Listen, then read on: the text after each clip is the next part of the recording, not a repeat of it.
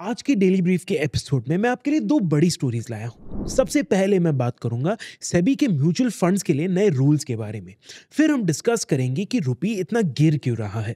Welcome to the daily brief, जहां हम markets की सबसे बड़ी स्टोरीज और ट्रेंड्स को सिंप्लीफाई करते हैं। मैं हूं आपका होस्ट रोहित अग्रवाला। आज है ट्यूसडे 21 जनवरी। अब हमें स्पॉटिफाई, एप्पल पॉडकास्ट या किसी भी और प्लेटफॉर्म पर सुन सकते हैं। और अगर आप पढ़ना पसंद करते हैं तो हमारी नो स्पैम न्यूज़लेटर को सब्सक्राइब कर लीजिए फॉर अ क्विक रनडाउन। सब लिंक्स आपको डिस्क्रिप्शन में मिल जाएंगे। तो चलते हैं हमारी पहली स्टोरी पर। सेबी ने म्यूचुअल फंड परफॉर्मेंस रिपोर्टिंग के तरीके में एक बड़ा चेंज अनाउंस किया है। एक नए सर्कुलर के जरिए सेबी ने म्यूचुअल फंड कंपनीज को बोला है कि वो अपने सभी इक्विटी ओरिएंटेड स्कीम्स के लिए इंफॉर्मेशन रेशियो या आईआर डिस्क्लोज करें। ये मेट्रिक डेली अपडेट होगा म्यूचुअल फंड वेबसाइट्स पे और मशीन रीडेबल फॉर्मेट में एएमएफआई यानी association of mutual fund in India की वेबसाइट पर भी अवेलेबल होगा। लेकिन इसका मतलब क्या है और ये क्यों इतना इंपॉर्टेंट है, चलिए सिंप्लीफाई करके समझते हैं। इंफॉर्मेशन रेशियो एक सिंपल फाइनेंशियल मेट्रिक है जो इन्वेस्टर्स को किसी म्यूचुअल फंड की परफॉर्मेंस बेंचमार्क के कंपैरिजन में इवैल्यूएट करने में मदद करता है। आईआर का एक खास एलिमेंट ये है कि ये रिस्क को इंक्लूड करता है। आईआर को एक तरीके से फंड मैनेजर की स्किल के जजमेंट का मेट्रिक भी कहा जा सकता है। इसका मतलब है कि ये रेशियो ये दिखाता है कि एक फंड मैनेजर कितने कंसिस्टेंटली और इफेक्टिवली अपने बेंचमार्क को बीट कर पाता है, वो भी फंड के रिस्क को मैनेज करते हुए। सोच के देखिए, एक फंड मैनेजर 1-2 साल के लिए अच्छा परफॉर्म कर सकता है, लेकिन उससे उनके स्किल के बारे में कुछ ज्यादा पता नहीं चलता। बुल मार्केट में पैसा खोना बहुत मुश्किल होता है, लेकिन फंड मैनेजर की परफॉर्मेंस को लॉन्ग टर्म में देखना जरूरी है और इंफॉर्मेशन रेशियो इसमें मदद करता है। आसान शब्दों में आईआर ये बताता है कि एक म्यूचुअल फंड अपने बेंचमार्क इंडेक्स के कंपैरिजन में हर एडिशनल रिस्क यूनिट के लिए कितना एक्स्ट्रा रिटर्न जनरेट करता है। एक एग्जांपल से समझते हैं। मान लीजिए 2 फंड मैनेजर्स हैं, मैनेजर ए और मैनेजर बी। मैनेजर ए ने एक साल में 30% का रिटर्न दिया और मैनेजर बी ने 40% का रिटर्न दिया। पहली नजर में लगता है कि मैनेजर बी बेटर परफॉर्म कर रहा है, लेकिन अगर मैनेजर ए ने ये 30% रिटर्न कम रिस्क लेकर अचीव किया हो और मैनेजर बी ने 40% रिटर्न ज्यादा रिस्क लेकर अचीव किया हो तो कहानी बदल जाती है। यहीं पर आईआर का रोल आता है। सिर्फ पास्ट रिटर्न्स देखने से आपको फ्यूचर परफॉर्मेंस का पूरा पिक्चर नहीं मिलता। स्टेबल या बुल मार्केट में हाई रिस्क फंड्स अच्छा परफॉर्म करते हैं, लेकिन जब मार्केट टर्बुलेंट होता है तो वही फंड सबसे ज्यादा हिट होते हैं। तो भला आईआर कैसे मदद करता है? आईआर बताता है कि एक फंड कितने एफिशिएंटली अपना रिटर्न जनरेट कर रहा है given the risks involve. High IR का मतलब है कि फंड ने रिटर्न्स और रिस्क के बीच अच्छा बैलेंस बनाया है और आपके पैसे के लिए ज्यादा वैल्यू ऑफर करता है। तो आईआर और एग्जिस्टिंग मैट्रिक्स में फर्क क्या है? काफी टाइम से म्यूचुअल फंड्स बेटा, अल्फा और शार्प रेशियो जैसे मैट्रिक्स डिस्क्लोज करते आए हैं और इनका अपना पर्पस होता है।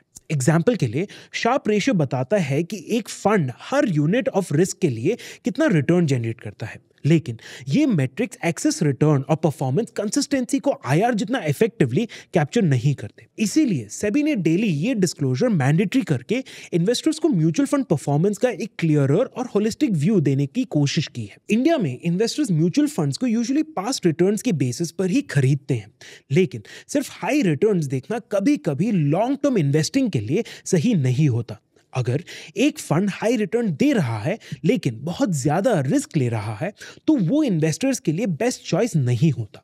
आईआर इस इशू को डायरेक्टली एड्रेस करता है। अगर आप एक्टिव म्यूचुअल फंड्स इवैल्यूएट कर रहे हैं तो इंफॉर्मेशन रेशियो एक यूजफुल मेट्रिक हो सकता है। सेबी का मैंडेट एक पॉजिटिव स्टेप तो है, लेकिन असली चैलेंज होगा आईआर को एक स्टैंडर्ड इवैल्यूएशन मेट्रिक बनाना।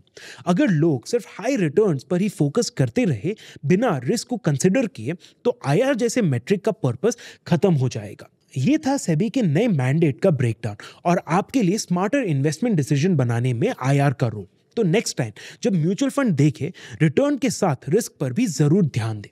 तो अब चलते हैं हमारी दूसरी स्टोरी पर। आजकल अखबार के हेडलाइन रोज यही कहते हैं, रुपी गिर के अपने लोएस्ट लेवल पे आ गया है। आरबीआई का नाम हर जगह सुनने को मिलता है। कभी उस पर जरूरत से ज्यादा करने का इल्जाम लगता है और कभी कुछ ना करने का। लेकिन इसका मतलब क्या है? रुपी गिरता क्यों है और आरबीआई इसमें इंटरफेयर क्यों करता है। ये एक ऐसी कंट्रोवर्सी है जो ए इंडिया के लिए क्रूशियल है और बी इतना कॉम्प्लेक्स है कि बहुत लोग इसे एक्चुअली समझते नहीं है। तो चलिए इसे ब्रेक डाउन करते हैं। यहाँ 5 आइडियाज है जो आपको करेंसी मार्केट के बेसिक्स समझने में मदद करेगा।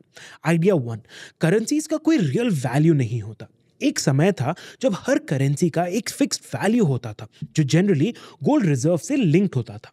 लेकिन पिछले 100 सालों में यह सिस्टम धीरे धीरे खत्म होता गया और 1970s में कंप्लीटली डिसमेंटल हो गया। अब दुनिया के करेंसीज की कोई इनेट वैल्यू नहीं है। ये सिर्फ इसीलिए वैल्यूएबल है क्योंकि लोग उन्हें वैल्यूएबल मानते हैं। आप सोचेंगे कि ऐसे सिस्टम में तो बहुत केओस होगा, लेकिन सरप्राइजिंगली ये सिस्टम काफी सालों तक सर्वाइव कर गया है बिना ज्यादा प्रॉब्लम्स के। आइडिया 2, फॉरेक्स मार्केट्स करेंसी का प्राइस डिसाइड करते हैं।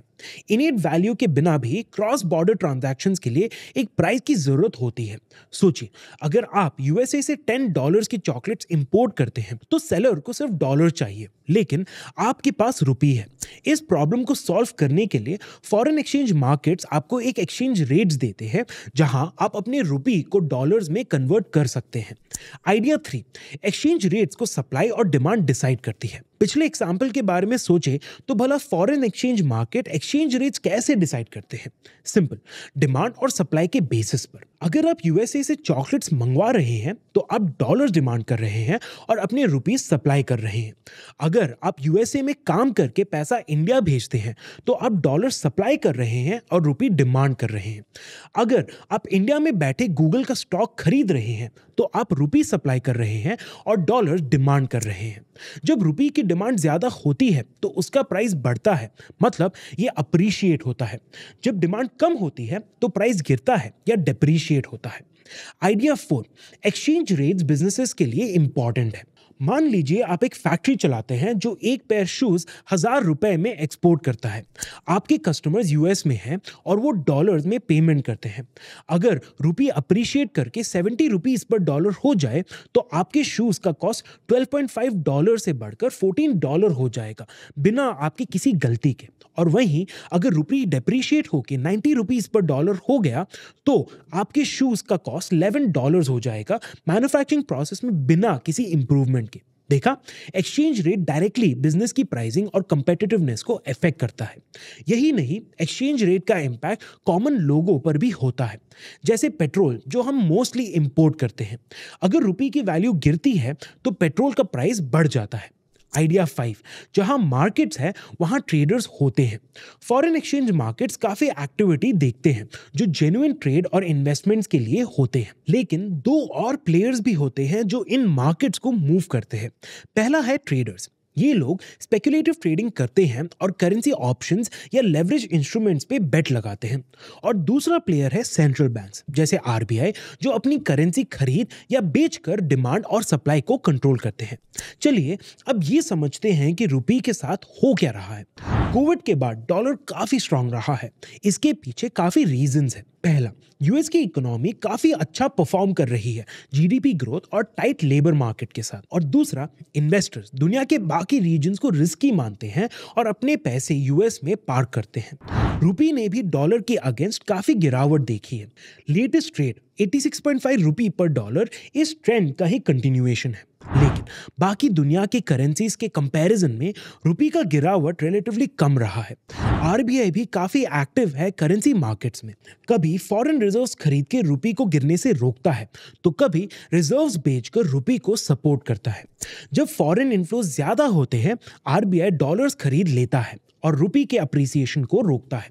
जब रुपी ज्यादा गिरता है, आरबीआई रिजर्व्स बेचकर रुपी को आर्टिफिशियली प्रॉप अप करती है। देखिए, ये डिस्कशन काफी लंबा था बट जरूरी भी। पूरे डिस्कशन को समराइज करते हुए इन्वेस्टर्स के लिए ये टेकअवेज है। पहला, इमोशनल होने की जरूरत नहीं है। रुपी का प्राइस इंटरनेशनल मॉनेटरी सिस्टम का हिस्सा है। रुपी का प्राइस कम होना गलत होने से बेहतर है। दूसरा, रिपल इफेक्ट को समझें। एक्सचेंज रेट का ट्रेड, इन्वेस्टमेंट और इन्फ्लेशन पर डायरेक्ट इम्पैक्ट होता है। वीक रुपी एक्सपोर्ट ओरिएंटेड इंडस्ट्रीज के लिए अच्छा हो सकता है, जबकि इंपोर्ट डिपेंडेंट सेक्टर्स को कॉस्ट प्रेशर फेस करना पड़ सकता है। और तीसरा टेक अवे है आरबीआई का इन्फ्लुएंस।